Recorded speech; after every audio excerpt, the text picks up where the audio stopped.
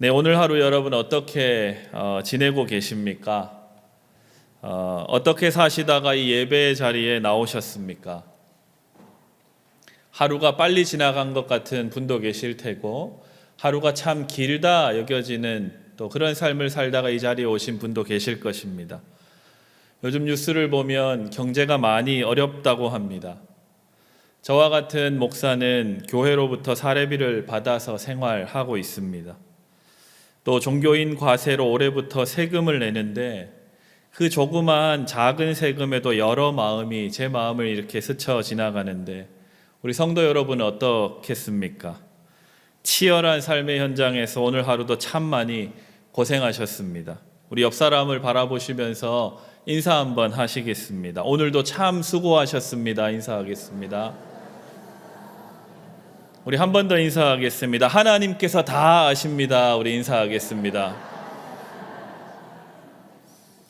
네, 분위기가 좋으니 우리 영상 하나 보도록 하겠습니다.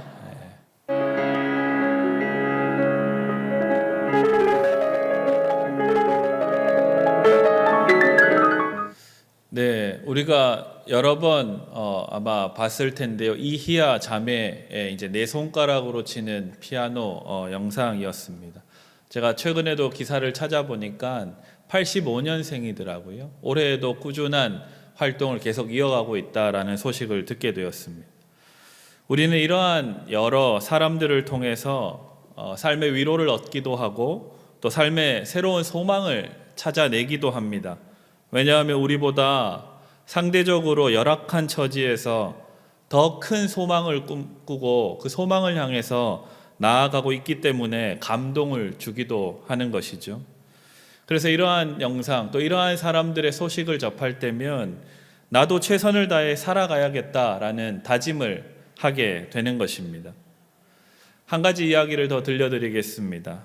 전쟁에 참전했다가 한쪽 팔을 잃은 병사가 있었습니다. 전쟁이 다 끝나게 되어서 고국으로 돌아오게 되었는데 한쪽 팔을 잃어버려서 앞으로 살아갈 날이 참 막막해졌습니다. 전쟁에 나가기 전에는 건장한 청년으로 미래가 참 기대되던 사람이었습니다. 엔지니어로서의 꿈을 꾸며 대학도 다니던 중에 전쟁이 발발하자 나라를 위해 목숨 걸고 참전했다가 한쪽 팔을 잃어버린 겁니다. 엔지니어로 살아가려고 꿈을 꾸고 대학에 진학도 하고 공부도 하던 차에 전쟁 때문에 한쪽 팔을 잃고 나고 보니 엔지니어로 살아가는 그 삶이 불가능하다라는 것을 깨닫게 되었습니다. 그래서 절망 가운데 깊이 빠져있던 그에게 대학 친구들이 찾아와서 위로하기 시작합니다. 여러분이라면 이 한쪽 팔을 잃은 이 청년을 어떻게 위로할 수 있을까요? 함께 대학을 다니던 청년들이 찾아와서 위로합니다. 힘내라고, 힘내서 살아가자고 위로합니다. 위로하지만 사지가 멀쩡한 이 친구들의 위로는 큰 위로가 되지 않습니다. 그때 함께 전쟁에 참전했던 전우 가운데 두 다리를 다 잃어버린 그 한 전우의 소식을 듣게 되었습니다. 두 다리를 잃어버리고 일상생활이 거의 불가능하다 여겨져서 많은 사람들의 안타까움의 대상이었던 이 전우가 삶을 포기하지 않고 주어진 현실에 적응하며 열심히 살고 있다는 소식을 듣게 되었습니다. 주변 사람들의 도움도 있었지만 본인이 적극적으로 자신의 다리가 없다라는 사실을 받아들이고 이전과는 다른 모양의 삶을 살아가고 있다는 소식을 전해서 듣게 된 것입니다. 이 소식을 들은 한쪽 팔을 잃은 청년은 큰 위로와 격려를 얻게 됩니다. 그리고 자신도 이내 한쪽 팔이 없다라는 사실을 받아들이고 그럼 과연 내가 앞으로 무엇을 하면서 살아갈 수 있을까 고민하며 미래에 대한 절망이 아니라 소망을 품고 나아갈 수 있게 되었습니다. 이 짧은 이야기처럼 우리 삶의 처지는 어떤 절대적인 기준이라고는 없습니다. 이만하면 괜찮다라는 절대적인 기준이 없다라는 말입니다. 나의 처지는 지극히 상대적입니다. 한쪽 팔을 잃은 병사는 사지가 멀쩡한 자신의 대학 친구들의 방문과 위로에는 어떤 감동도 받지 못했습니다. 하지만 자기보다 더 열악한 처지에 있는 사람의 소식을 전해 듣고는 그 어느 위로와 그 어느 격려보다 더 큰 마음의 위로를 받고 소망을 얻게 되었습니다. 이처럼 우리의 처지는 참으로 상대적입니다. 우리 하나님께서는 사랑하는 아들을 잃어보신 적이 있을 정도로 아픔과 슬픔을 겪으셨습니다. 그 하나님께서 우리의 모든 처지에 공감하실 수 있을 뿐 아니라 우리의 모든 삶을, 우리의 모든 상황을 새롭게 인도해 주실 수 있는 전능하신 하나님이신 줄 믿습니다. 믿으십니까? 아멘. 그래서 우리는 이 시간에 하나님 앞에 나와 예배하고 있는 겁니다. 그래서 여러분 참 잘 오셨습니다. 우리 그 마음으로 옆 사람과 함께 한 번 더 인사하겠습니다. 함께 예배 드리게 돼서 너무나 좋습니다. 인사하겠습니다. 한 번 더 인사하겠습니다. 잘 오셨습니다. 인사하겠습니다. 정말 잘 오셨습니다. 오늘 우리가 함께 읽은 이 사무엘상 22장 본문에는 또 한 사람, 아주 심각한 처지로 내몰리고 있는 한 사람이 등장합니다. 어린 시절에는 자신의 나라에 전쟁이 났을 때 적국의 장수를 무찌르며 승승장구하게 됩니다. 전쟁 영웅으로 온 국민의 열렬한 지지를 받고 왕의 신하로 채용을 받게 됩니다. 아주 엘리트 코스를 밟으며 차세대 리더로 나라의 왕으로 추대가 될 정도로 여론도 좋았고 분위기도 아주 좋았습니다. 하지만 이때부터 왕의 미움을 사고 끊임없는 시기와 질투가 이어지고 이 전쟁 영웅은 위기에 처하게 됩니다. 결국 왕실에서 쫓겨나서 죽을 위기를 끊임없이 맞이하는 아주 파란만장한 삶을 살아가게 됩니다. 누구의 이야기입니까, 여러분? 네, 잘 알고 계시죠? 우리가 잘 아는 다윗의 이야기입니다. 여러분, 그의 처지가 불쌍하지 않으십니까? 다윗이 한 일이라고는 하나님의 이름을 모욕하는 적국의 장수 골리앗을 무찌른 일밖에 없었습니다. 이후에 사울 왕과 이스라엘을 위해서 최선을 다해서 이스라엘 나라의 한 신하로 전쟁에 참여하고 열심히 나라를 위해서 일한 죄밖에 없습니다. 자연스럽게 백성들은 이 다윗이라는 신하가 열심히 나라를 위해서 목숨을 아깝게 여기지 아니하고 전쟁에 나가고 열심히 일하니까 칭송할 수밖에 없는 일 아니겠습니까? 그런데 이렇게 승승장구하는 것 같았던 그의 인생의 위기가 이때부터 찾아오기 시작합니다. 하나님을 잘 믿고 하나님의 나라를 위해 최선을 다해 살았더니 앞이 펼쳐지는 것이 아니라 삶의 위기와 죽을 위협이 주어진 것입니다. 다윗의 처지가 아주 처량하기 그지없습니다.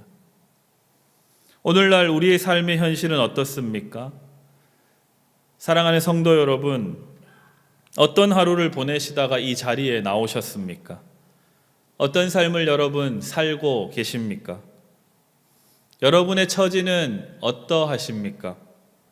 아마 최선을 다해 살아가고 계실 것이고 열심을 내서 자녀들을 키우고 계실 것이고 온 마음과 정성을 다해서 이 신일교회 구석구석을 챙기시는 분들이 이 수요 예배까지 나오신 분들인 줄 믿습니다. 이쪽만 아멘 하시는데 이쪽도 제가 알기로는 맞는데 그런 분들이신 줄 믿습니다. 아멘. 그런데 우리의 삶을 되돌아보면 여러분 어떻습니까? 하나님께서는 이런 우리들에게 좀 더 잘해주셔야 되지 않을까 그런 생각이 여러분 들지 않으십니까?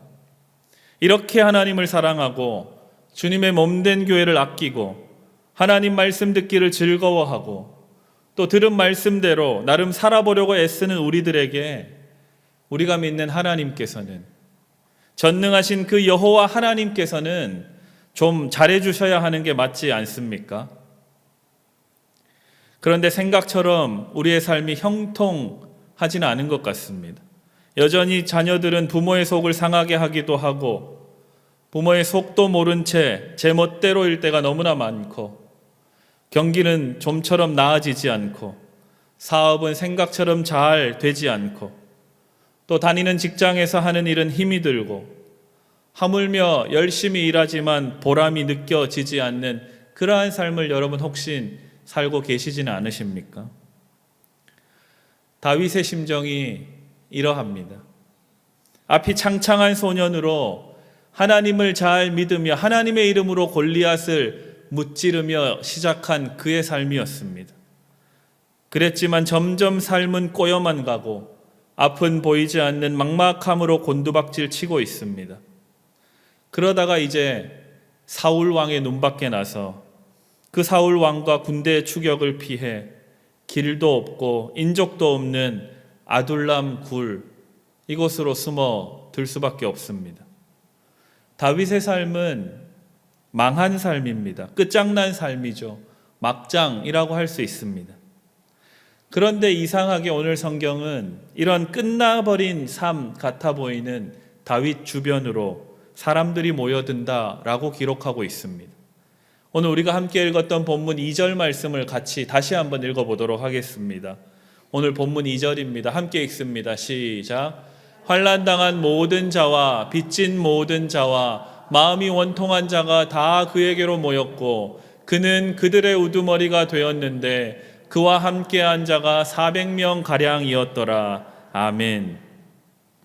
세상이 보기에는 끝나버린 삶, 소망이 없는 삶처럼 보이는 다윗에게 아무 가진 권력도 명예도 돈도 없는 빈털터리 신세인 다윗에게로 무려 400명의 사람들이 모여 들고 있다라고 성경은 기록합니다. 삶의 한순간, 한 시절을 하나님 앞에 뜨겁고 열정적으로 헌신하는 것도 참 중요합니다. 하지만 매 순간 하나님 앞에 신실하게 하나님과 더불어 살아가는 것이 더욱 중요합니다. 다윗을 생각해 보면 다윗은 한순간 골리앗 앞에 섰던 그 순간만 하나님을 믿고 살아갔던 것이 아니라 늘 하나님 앞에 신실하게 살았던 하나님의 사람이었습니다. 승승장구할 때는 물론이지만 그의 삶에 어려움이 찾아오고 위기가 닥치고 고난이 물밀듯이 몰려올 때 하나님을 향한 마음을 잃어버리지 않았습니다. 다윗이 지은 수많은 시편의 시들을 읽어보면 그 사실을 우리는 잘 알 수가 있습니다. 나의 처지가 답답할 때 이 다윗이 기록한 시편의 시들을 찾아서 읽으면 나보다 더 많은 고난과 더 많은 슬픔과 더 많은 상실을 경험한 이 다윗의 이야기를 시편을 통해 읽게 되면 우리는 참 많은 위로와 격려를 얻을 수 있습니다. 시편을 좀 더 적나라하게 읽기 위해서는 우리가 읽고 있는 개역개정의 성경이 아니라 새번역의 성경이나 또 유진 피터슨이라는 위대한 복음주의자가 쓴 신학자가 번역한 메시지 성경을 통해서 읽어보면 그 절절한 마음이 더 가까이 와 닿을 수 있습니다. 제가 몇 편을 메시지 성경 번역으로 여러분에게 읽어드리도록 하겠습니다. 한번 잘 들어보십시오. 다윗의 마음이 이러했습니다. 하나님 보십시오. 저 셀 수 없이 많은 적들이 벌떼처럼 일어나 폭도처럼 나를 에워싸고 조롱을 퍼붓습니다. 일어나소서 하나님, 나의 하나님 도와주소서. 저들의 얼굴을 후려 갈기소서. 이쪽 저쪽 귀싸대기를 올리소서. 주먹으로 아구창을 날리소서. 참된 도움은 오직 하나님께로부터 옵니다. 주님의 복으로 주님 백성을 휘감아 주십니다. 다윗이 자신의 아들 압살롬에게 도망갈 때 지은 시편 3편의 내용입니다. 6편도 읽어보겠습니다. 하나님, 이제 나를 그만 혼내소서. 부디 그만 벌하소서. 주님의 그 보살핌이 몹시도 그리우니 이제 나를 다정히 맞아 주소서. 뼈와 영혼까지 두들겨 맞아 얼룩덜룩 멍든 내 모습 보이지 않으십니까? 하나님 언제까지 보고만 있으시렵니까? 하나님 이제 나서서 이 싸움을 끝장내 주시옵소서.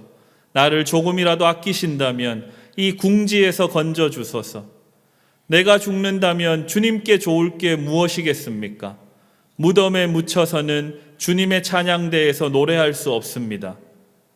7편은 이렇게 노래합니다. 하나님, 추격이 극심하여 죽을 힘 다해 죽게 피합니다.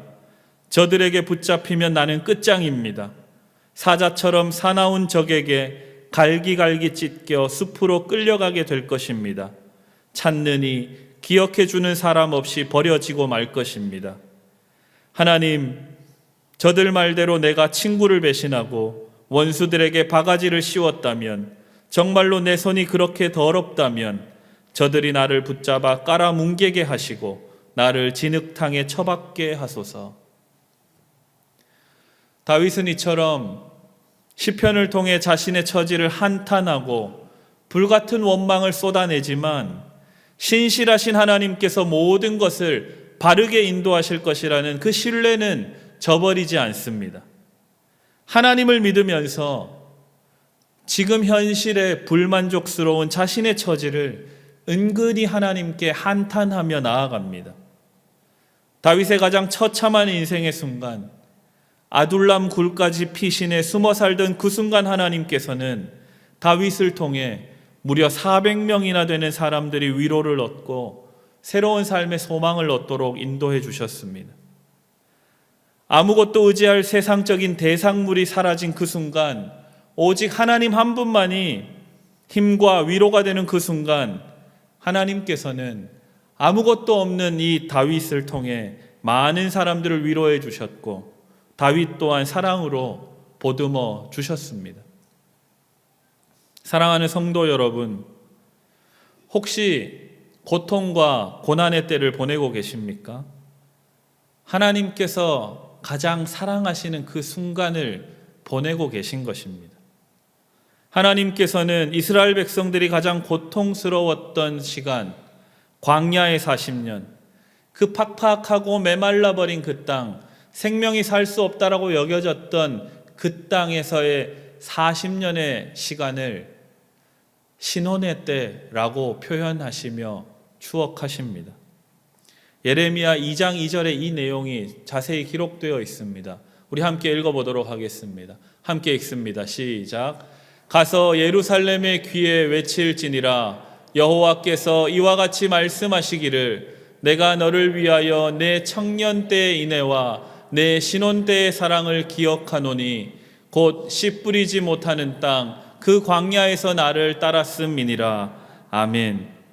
우리가 잘 나가고 승승장구하는 그 순간이 하나님의 축복이 아니라, 우리가 하나님 때문에 고난당하고 위기를 마주하고 고통의 순간을 보내며 아무것도 세상적으로 의지할 것이 없는 그 순간이, 우리가 오직 하나님만을 붙든 그 순간이 하나님께서 우리를 가장 사랑하시고 가장 돌보시고 가장 책임져 주시는 그 순간이라고 성경은 말하고 있습니다. 그래서 다윗은 우리가 잘 아는 시편 23편에서 여호와는 나의 목자시니 내게 부족함이 없으리로다 라고 노래할 수 있었던 것입니다. 모든 것을 잃고 모든 소망이 끊어지고 모든 삶의 의욕이 사라져봤기 때문에 그 모든 것이 사라진 순간에도 우리 하나님께서는 나와 함께 하셨음을 경험했기 때문에 그렇게 노래할 수 있었던 것입니다. 다윗은 환난당하고 빚진 자들과 원통한 마음으로 살아간 자들을 온전히 공감했습니다. 다윗의 존재 자체가 이미 버려지고 찢긴 자였기 때문에 원통한 마음을 들고 아둘람 굴로 찾아 들어온 이 400여 명의 사람들에게 위로이자 격려가 될 수밖에 없었습니다. 하나님의 함께 하심이 다윗을 통해 환난당하고 낙심한 400명에게 위로로 격려로 전해져 버린 것입니다. 기적과도 같은 일이 일어난 것이죠. 도망자 신세의 다윗의 존재가 사람들에게 위로가 된다라는 기적이 일어난 것입니다. 보잘것없어 보이는 끝난 인생처럼 여겨지는 다윗의 삶이 하나님의 격려가 되는 기적이 일어났습니다. 그리고 이 400명의 사람들은 그냥 위로만 받고 끝나버리지 않았습니다. 훗날 이들은 다윗 왕국을 일으켜 세우는 훌륭한 신하들로 서게 됩니다. 이처럼 타인에 대한 위로나 공감은 머리로 얻어지지 않습니다. 삶의 절망과 고통, 실패를 경험해야 얻어지는 것입니다. 그래서 우리가 고난 가운데 있다라는 것, 고통 가운데 살고 있다라는 것이 하나님의 저주가 아니라 하나님의 축복이 되는 것입니다. 이제 다윗은 하나님의 함께하심 자체가 나의 처지가 어떠하든지와는 상관없이 위로나 격려나 소망이 된다는 사실을 깨닫게 되었습니다. 이 사무엘상 22장 이후로 다윗은 더 이상 쫓기는 자가 아닙니다. 하나님의 인도하심을 따라 온전히 앞으로 전진하는 다윗으로 변하게 됩니다. 오늘 우리가 함께 읽었던 본문 5절 말씀을 같이 읽어보도록 하겠습니다. 함께 읽습니다. 시작. 선지자 갓이 다윗에게 이르되 너는 이 요새에 있지 말고 떠나 유다 땅으로 들어가라. 다윗이 떠나 헤렛 수풀에 이르니라. 아멘. 무슨 말입니까? 하나님이 다윗에게 너는 이제 유다 땅으로 다시 돌아가라 라고 말씀합니다. 유다 땅은 어떤 상황이죠? 자신을 죽이려고 하는 사울 왕이 여전히 기세등등이 살아있는 땅입니다. 그리고 사울 왕뿐만 아니라 그 군사들이 시퍼렇게 살아있는 그 유다 땅으로 들어가라라는 하나님의 명령 앞에 다윗은 두려워하지 않고 즉각 순종합니다. 왜냐하면 자신이 의지할 것 하나 없는 그 상태, 그 삶의 밑바닥까지 내려가 봤더니 하나님이 거기에서도 나와 함께 하시더라. 내가 아무것도 없는 그 처량한 신세였을 때에도 하나님 나를 통해 수많은 사람들을 위로하시더라 라는 것을 경험했기 때문에 다윗은 다시 유다 땅으로 들어가라는 하나님의 말씀에 순종하며 이후로 펼쳐지는 성경 말씀 본문을 보면 점점 다윗은 왕으로 자리를 잡아가기 시작합니다. 하나님과 함께 동행할 때, 온전히 하나님을 신뢰하며 행동할 때 우리는 이러한 존재가 됩니다. 나의 처지와 상관없이 내 존재가 위로가 되고 격려가 되고 은혜가 됩니다. 그저 나는 하나님 앞에 최선을 다해 살았을 뿐인데 타인의 아픔에 자연스레 공감하며 위로하는 존재가 됩니다. 그뿐만 아니라 내가 살아가는 삶 자체가 하나님께서 공감해 주시는 격려가 됩니다. 이러한 삶을 살아가시는 우리 사랑하는 신일의 모든 성도들 다 되시기를 주님의 이름으로 축복합니다. 우리 이렇게 함께 살아가는 2019년도 되기를 바랍니다. 아멘.